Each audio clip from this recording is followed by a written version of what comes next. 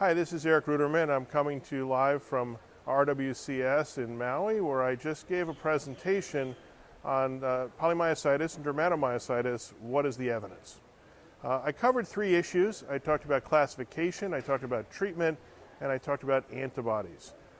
Classification is important. There are new classification criteria. I think the challenge is trying to understand what do we do with those criteria and how do we apply them to future trials or future outcome studies.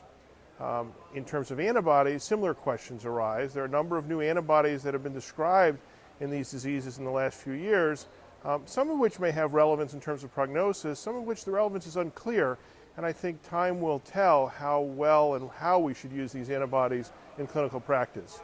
And finally, I talked about treatment.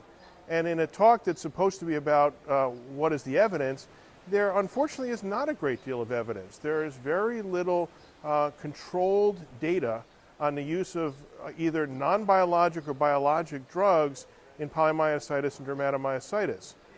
There is data to suggest that certain disease-modifying drugs like methotrexate might be of benefit. There is data to suggest that certain biologics like rituximab or etanercept or abatacept might be of benefit.